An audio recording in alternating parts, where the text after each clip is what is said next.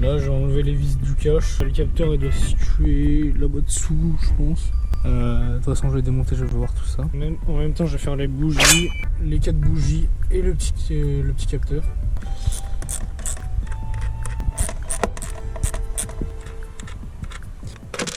Donc le capteur. Donc là on a la rampe pour les bougies. Il y a des vis de fixation ça. Le capteur il doit être peut-être derrière. C'est ça, c'est celui-là. Ok, donc ça va être vraiment très simple. Hein.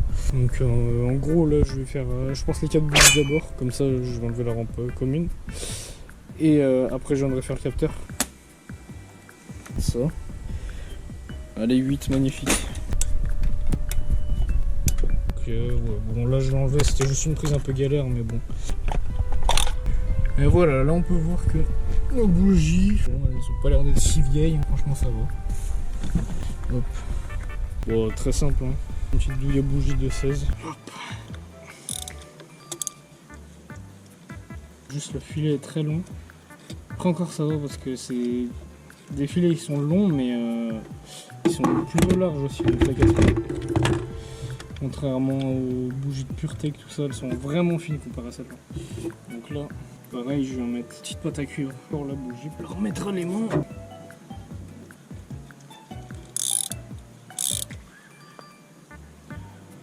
Normalement, il faudrait passer un petit coup de soufflette, mais bon, c'est pour moi, donc je m'en branle. Pour être sûr, en fait, il faudrait le faire avant de démonter les bougies. Comme ça, c'est sûr qu'il n'y a pas de merde qui vient de se loger à la place. J'enlève un peu toute la merde là. Ça c'est l'ancien. Ouais, on peut voir en fait il a eu. Je sais pas ce qu'il a eu. Il a été mangé un peu. Il devait y avoir de la merde dedans. Donc voilà le nouveau. Je vais pas mettre de graisse ou quoi, je pourrais hein. Mais je vais pas le faire parce que je trouve pas qu'il y ait d'utilité. Comme c'est déjà gras, ça va venir tout seul bien lubrifier la pièce. Évidemment je vais nettoyer avant de le remettre. Bon je vous filme pas parce que ça sert à rien. Je pense que vous savez tous nettoyer des pieds. Pas serrer trop fort parce que c'est du plastique. Voilà. Là c'est bon. Puis voilà la prise. Et voilà, donc là je vais remettre les antiparasites. Ensuite les 3 vis. Puis ensuite je vais mettre les 3 vis. Hop. C'est important de ne pas les serrer d'un coup parce que en fait ça peut se mettre de travers. La pièce elle peut se mettre de travers et du coup ça peut forcer sur les antiparasites et du coup ça peut les casser ou casser la tête de bougie si on force trop. Puis voilà. Donc c'est important de bien serrer à la main avant toutes les vis et pas une vis d'un coup vraiment. Pas trop serré. Hein. C'est du plastique, on rappelle. Le plastique ça se serre pas trop. Donc ça casse.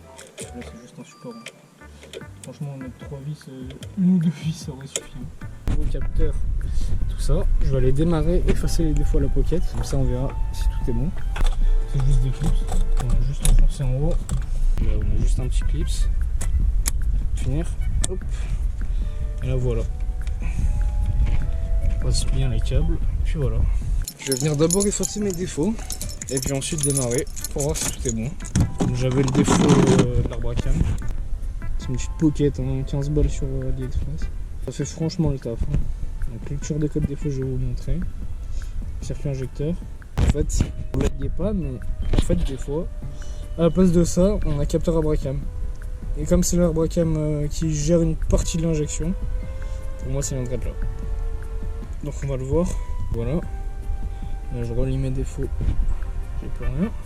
On va se mettre au point mort.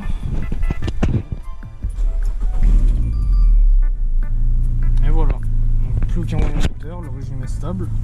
Je vais faire un petit essai routier et après je l'en reprends après. Je fais un petit tour, toujours pas de voyant moteur, le moteur est à température.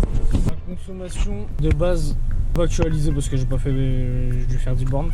De base elle est à 7 litres 5 et comme on peut voir, elle est passée à 8 litres.